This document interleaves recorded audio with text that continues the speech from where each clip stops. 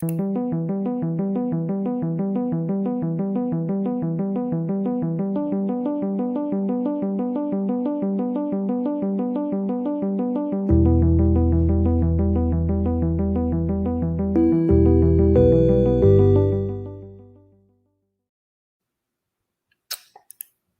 and welcome to Dash 28 Live. I'm your host, Mike Adkins, and I'm going to be bringing you some updated information from day one, or the first 4 rounds of the U.S. Masters. Hold on, let me just finish posting one thing to YouTube, to Facebook. This is YouTube. There we go. So let some people know that this is happening.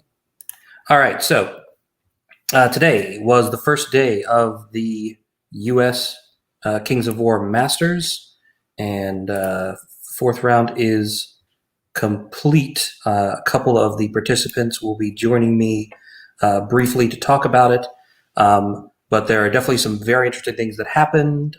If you're watching this, not live, but after the fact, like if you live in the UK and you're checking out the results, there's definitely some big narratives that popped out early in the day.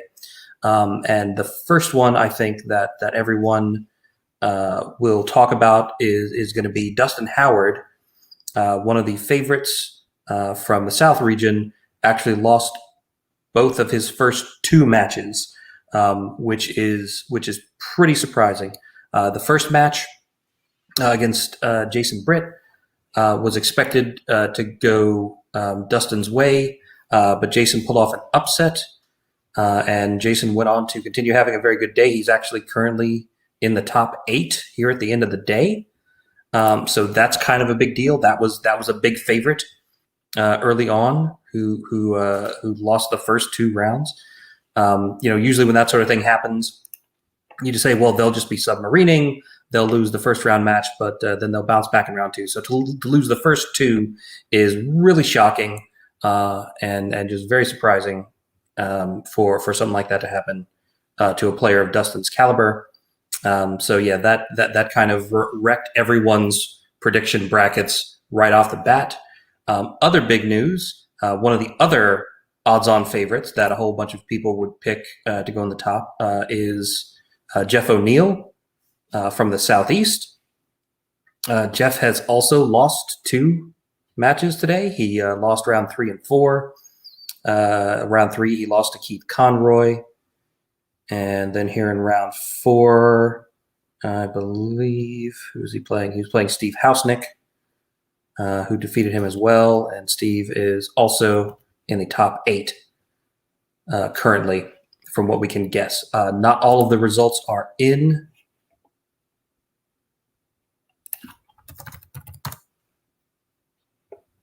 Not all the results are in at this time, but we do have enough of the top matches that we can say pretty confidently who the top few folks are.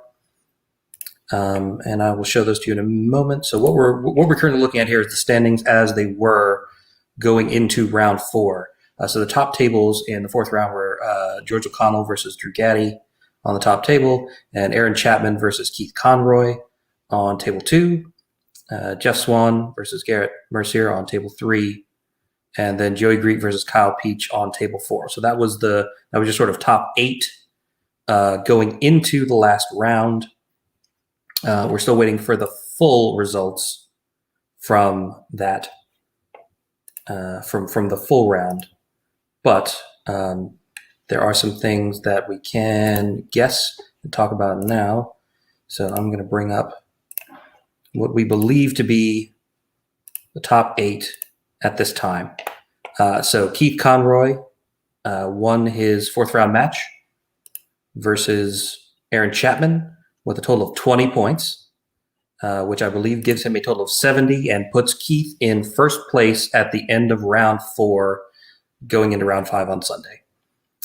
Jeff Swan also won his game on table 3 with 19 points, which was just big enough to slip past George O'Connell, who defeated Drew Gaddy on table 2. So Jeff Swan, I believe, has 68 points to George O'Connell's 67. And then Travis Tim in his match versus Nick Murray actually got a blackjack. So that's a perfect 21, which is rare to see in a tournament like Masters and even rarer to see in the fourth round. But Travis managed to pull that off, giving him a 65 and moving him past Joey Greek. Joey won his fourth round match versus Kyle Peach with a 20, which is a big win for Joey, and puts him at 62 and in fifth place. Tied for kind of sixth and seventh is Steve Hausnick and Jason Britt with 59 points each.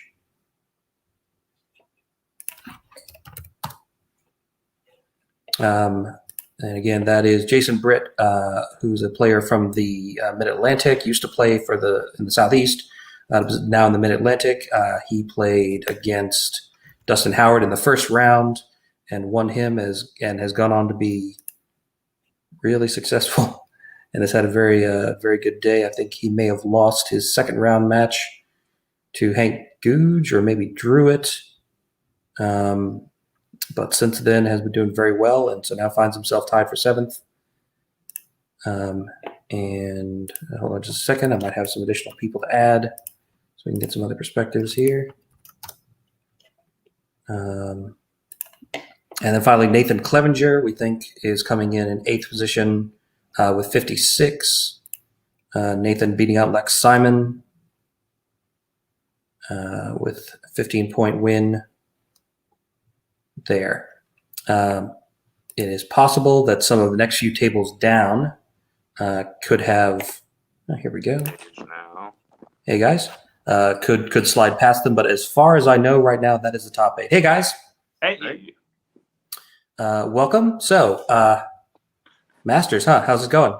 It's going good. Sorry, we're laughing because this is the most awkward setup. We're like wonderfully close on his bed, but we will get through things with the phone propped on my luggage. With the phone propped up on your luggage. This is what we do. We do for the watchers. That's right. Traps 28. All right. So, what's the scuttlebutt like in the room? I've been talking about the things that I've noticed that seem pretty big so far this year, but like, what's the couple of jaw-dropping things that people have like rushed around the room to tell each other over the course of the day? Oh my God, did you hear about? I know round 1 had a ton of upsets. Dustin Howard losing to Jason in round 1 was huge. You also had John Bonas taking down the reigning master, another big one. Joey Greek took down Kyle Poole, even though he had like almost nothing left. I hear there's some luck involved in there, but props to props. What about, I think round 1 upsets I heard a lot of. Round 1 upsets were big. And some people didn't immediately bounce back. Right. Dustin, I think, was 0-2. I don't know where he Shannon finished beat the second round. He won the next 2, so he finished 2-2. I just remember there was a game where he was against Rossi, and Rossi's like, "What am I doing? Rossi lost having to face you." Yep. Right. Which of you is having a really good day, and which of you is having a really bad day? Right. Oh yeah, Adam Ballard lost first round. Oh yeah. He clocked out. So that interesting was the issue there. So there was a lot of upsets there. Current rising stars. I mean, Joey is 4-0. Day 1 Joey. Yep. Day 1 Joey. So Sunday curse. Keith Conroy is like a shooting star right now. He took down Jeff O'Neill as Hurd, which is big. Malzahn Bade, which is a good I think a good scenario for Hurd to pool versus Jeff O'Neill. But then he dropped Aaron Chapman in the next round. Yep. So yes. He's not. Sometimes a 4-0, you're like, yeah, but who did they beat? This 4-0 is legit. Yep. Yeah. It's a good one. I think we're seeing the Goblin list that people were really worried about not doing as well as people thought, minus George O'Connell, who is currently also 4-0. And a lot of people sort of thought he had the weakest of the Goblin list. Yeah, I think is Travis Tim 3. Travis Tim got a blackjack last round though, and is currently in fourth place. Yep. So, but Jeff O'Neill lost again, so Jeff is 2-2. Okay. Yeah, which basically means you're out for battle on Masters. So, he was being touted. Dustin was being touted. again by me, so that's my bad. How did Garrett end up? Garrett, I believe, just lost to Jeff Swan in round 4, and that pushed Jeff just past George into second place. Okay, so Jeff Swan beat him round 4. Yeah, Jeff Swan beat him with a 19. That's another one. Yeah. Jeff has and this isn't meant at all like as an insult. I feel like a lot of masters, he's just sort of come to play overall, to show paint. Yep. And this one, he's got a list that is really strong, really flexible, great at playing scenario, and he's beating a lot of good players out there. Sort of backing up his mouth this time at Masters on Sure. the battle side. He's always a threat overall, but purely from best battle, it's kicking ass. So his is another one that's doing really well. And this is the same list from Lone Wolf, right? He's I just believe basically so. He's done some modifications. He's gotten in a number of in-person tournaments, and I think those in-person tournaments are really helping. But because he played Lone Wolf, he played Bug Eater, and then I think he played another one. So he's been rotating stuff in and out. And this one I think is back towards his Lone Wolf list, and is really strong. So Yeah, Great. and take some unusual like ogre choices, which is cool. Yeah. So I think unless some of the other tables in the tables 5 to 12 ish or 5 to 10 ish range turned in some big results, I think the top couple tables tomorrow are going to be Keith Conroy versus Jeff Swan on table 1, and George O'Connell versus Travis Tim, Goblin on Goblin Violence on table 2. I love to see Goblin on Goblin Violence. Yep. And then what rounds out the rest of the top? I'm sorry if you've already gone through this. I have. I don't know if I can. If No, you guys can see it, the it's on the smallest screen thing in there. the world. Yep. Sorry. It It was the quickest thing that I could. I guess you guys are looking on a phone. So yeah. So Keith Conroy was 70 points. Jeff Swan was 68. George O'Connell was 67. Travis Tim with 65. Joey Greek with 62. Steve Hausnick and Jason Britt tied at 59. Nice. 7th, and then Nathan Clevenger with 56. So we might see Joey playing against another Mid-Atlantic player and Jason Britt, or we might see him playing against Steve Hausnick, in which case Jason might end up playing his former club mate, Nathan Clevenger. Yeah. And this is, this goes to show the fool's errand of predicting. I think none of my picks are in that top list right now. I had a side bet with Adam Ballard. His list is looking a lot better than mine at the moment, but we'll see if anyone can make a late run. In the 4-2 game format, a lot gets decided today. Right. But if someone has a good fresh day 2 or a bad day 2, any of these can look really bad in a moment's notice. Big wins change a lot in day 2. Yep. And other folks that might end up in the top 8 once the results are in: Shannon Shoemaker versus Tom Ennis. Those guys had 39 and 40 points going into the round, so only a couple of points behind Nathan Clevenger and Steve Hausnick, who went into the round with 41 points. And from there, you got folks with 38 points like Mike Grant and Corey Reynolds, who could still jump up there. Jeff Shilkin, Jeff Radigan, whoever wins that game. Corey had a win. Corey Reynolds had a win? Okay, so Corey, depending on how big that win is, he might slip past Nathan Clevenger. Because Nathan's win was a little on the small side. I think it was only, let me see, it was only a 15-point win. Okay. So if Corey managed like an 18, he could easily slide into the top 8 there. I think regional standing wise, we're looking at. If you look at that, I'm looking at my screen again. If you look at the top people, we've got a pretty nice spread. All over the place, but we do have two Night Stalkers, 3 people from the Mid-Atlantic. Yeah. We traditionally do really well first day. Yeah, right. Right. And then day 2, the first thing that happens is our top 2 people end up playing each other, and right. But we've got a nice spread between the different regions, and I think army wise, there's a decent spread there. You've got 2 Goblins, 2 Night Stalkers. Jason's either playing Rorty or Kingdoms of Men. I can't remember. I think Kingdoms of Men. Kingdoms of Men, yeah. I don't know what Steve is playing, and then you've obviously got Herd and Ogres. Yeah, and I mean that's something I think is really interesting right now. The quality of play is really high at Masters. It's a weird Masters because a lot of people are under practiced, and there were some Alpha Strike lists taking advantage of that early. Mhm. So, like I think Drew Gaddy's Yep. Brock Ryder list was sort of taking some advantages of that. Aaron Chapman's Alpha Strike list was catching some people out. But the two lists at the top right now, Jeff Swan and Keith Conroy's, are very balanced, very tricky, very good at scenario play, and sort of a surprise from a raw. Like they don't feel like the raw power filth lists. They're not the armies people are complaining about online. Yeah. Right? Like no one's saying Herd's overpowered, nerf Herd, right? But they came with the tools to hit any of these And scenarios. the reps. They came with the reps with those armies. Keith Conroy's been, training montaging in Siberia with her for years, like all winter, going out in a fur coat, like fur cloak, and sleeping with the animals.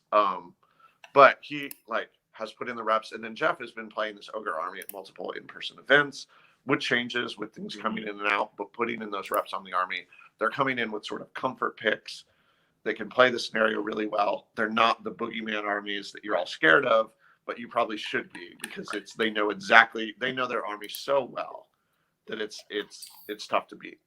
So I think Yep. you also see dominance. In these top 8, we don't have very elite armies. Like I don't think any of these armies were any of the like low drop armies that were discussed, even though those are pretty rare already. So you're seeing a really big shift in the, I think, meta towards where people have found what they want number wise. And I think if you're looking at unit strength under like 23, 24 and under like 13, 14 drops, you probably have too few. Because I think a lot of the armies that have taken that in the hopes they can capitalize on either an Alpha Strike or something, you hit that matchup where someone gets hot dice and you're in trouble. yeah, 2300 seems to have regulated around that sort of 13 drops kind of minimum. Like when you get below that, you're really suffering. Yeah. And that's sort of interesting. I remember sometimes in second, part of it is 2300 points, but I remember sometimes in second you would see these crazy like 9-drop lists. Right, 8, 9 drops, yeah. And they would do okay. Right. And you're like, how is this possible? And it's like, well, they remove half your drops when you charge, so it doesn't matter that you had 15.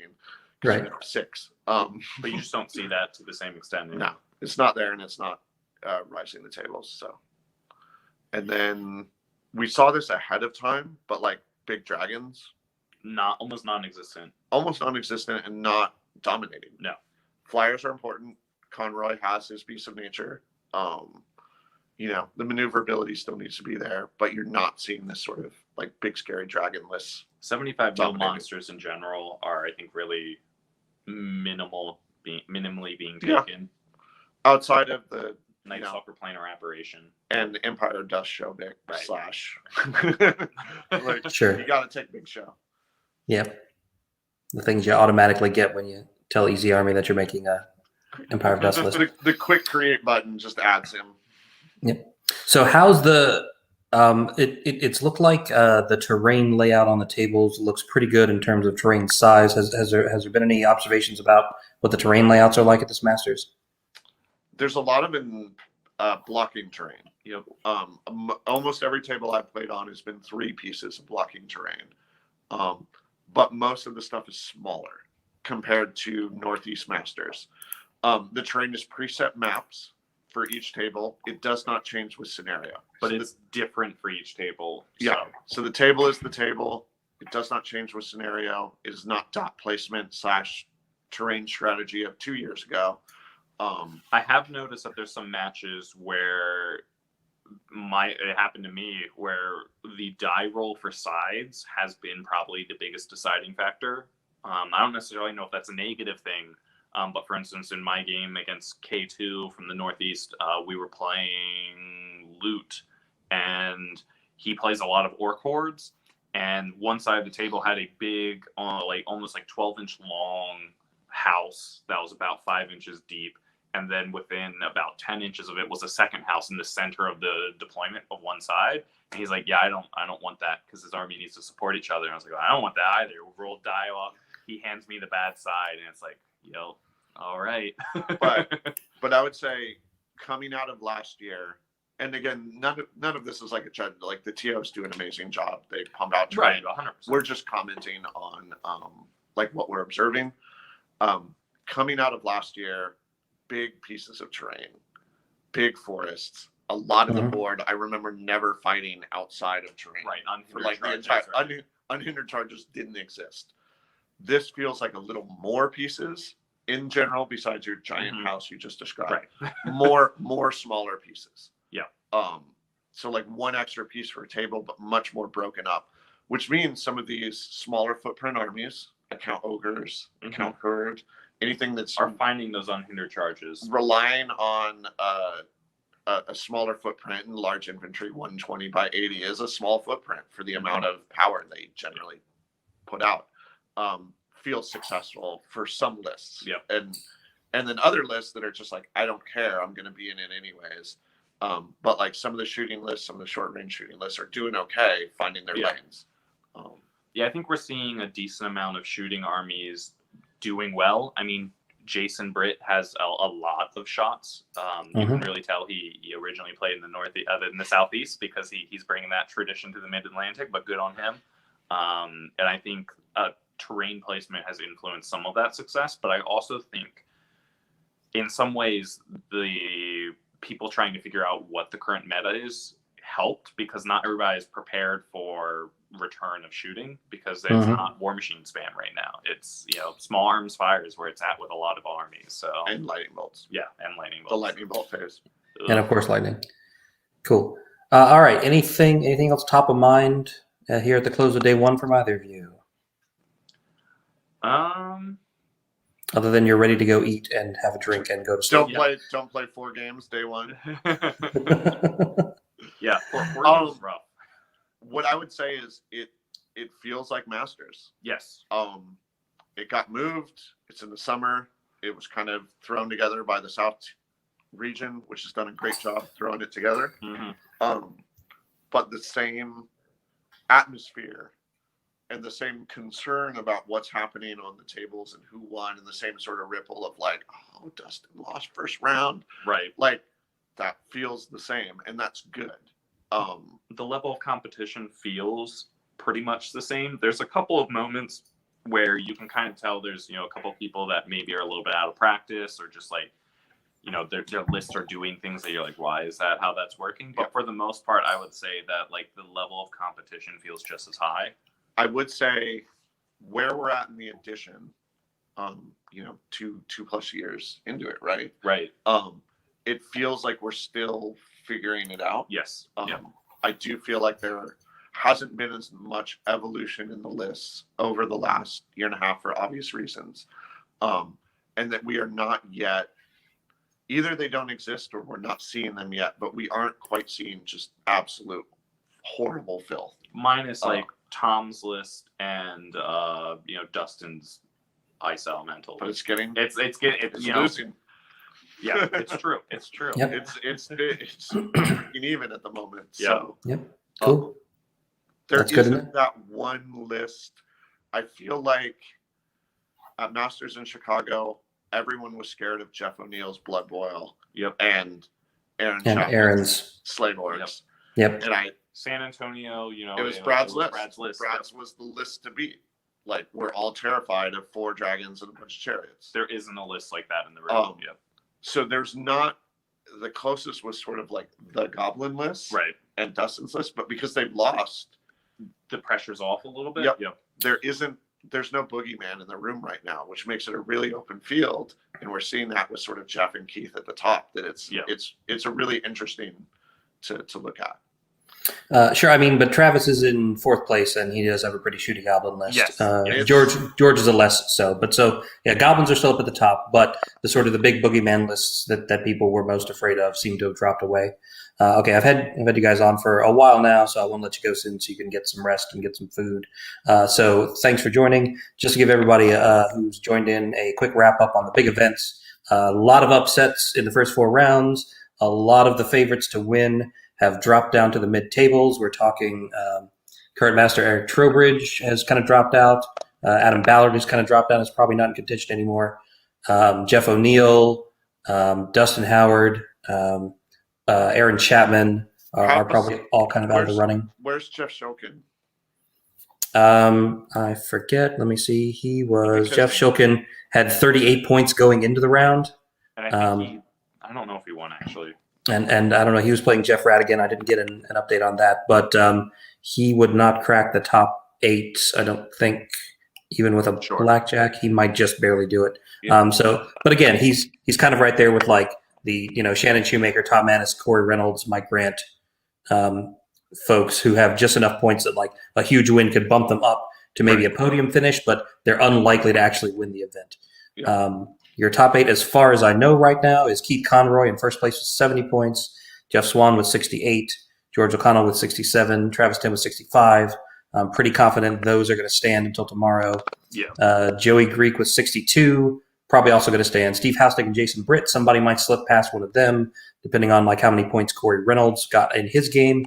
And then Nathan Clevenger, I think in 8th place currently with 56 points, but again, depending on like the Shannon Shoemaker, Tom Mannis, Corey Reynolds, or Jeff Shulkin totals might slide. But as far as I know, that is your top 8.